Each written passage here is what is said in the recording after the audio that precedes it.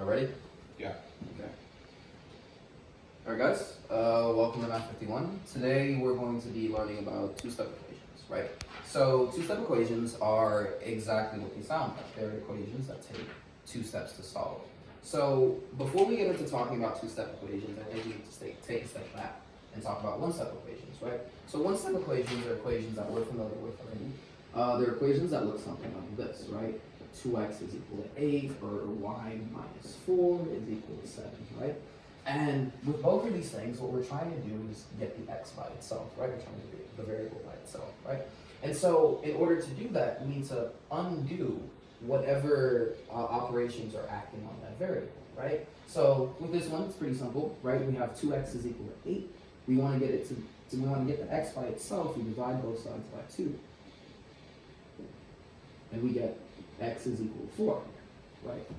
Similarly with this one, right, we want to get the y by itself, and what's keeping the y from being by itself is this plus 4 right here. So if we undo this, this minus 1, sorry. If we undo this minus 4 with a plus 4 operation, we get y is equal to 11. Okay, so today we're going to expand on this idea a little bit, right? So we've talked about one-step equations. Two-step equations take this idea just a little bit further, right?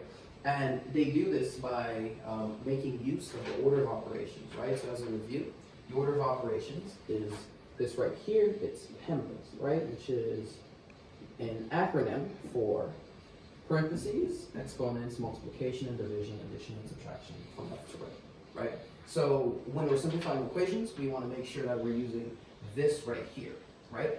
The interesting thing with two-step equations is that when we have an equation that requires multiple steps, like this one right here,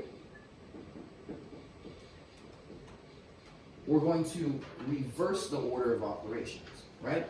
And so what I mean by that is anything that takes anything that takes precedence right here, anything that comes before, we're going to do it after.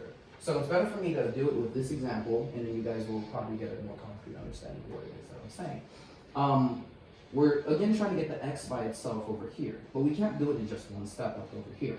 So what we need to do is get rid of everything that's keeping the x from being by itself. There are 2 operations that are at work here. There's the plus operation and there's the multiplication operation. Normally we do multiplication and division first before we do addition and subtraction. So let's reverse that. So what we're going to do to undo this is do subtraction first, which gives us 2x is equal to 14.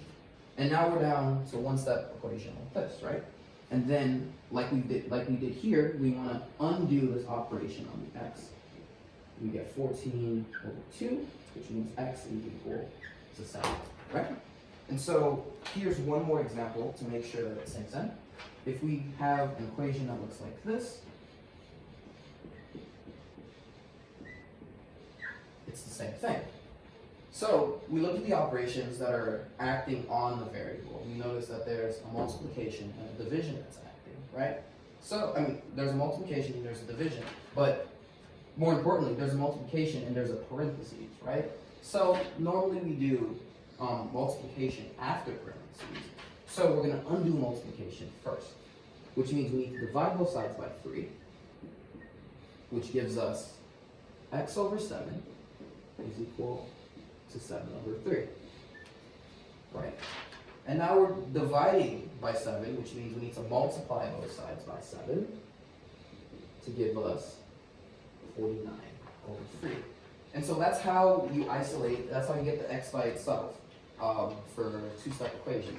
Now, if you ever find yourself getting stuck, all you need to remember is that solving a difficult math equation is possible, right? And that's empowering, but also, more importantly, it's the order of operations in reverse. So can you guys say that with me? Solving a difficult math equation is possible. All right, guys, there you go. You got it. Go forth and solve math equations. Thank you.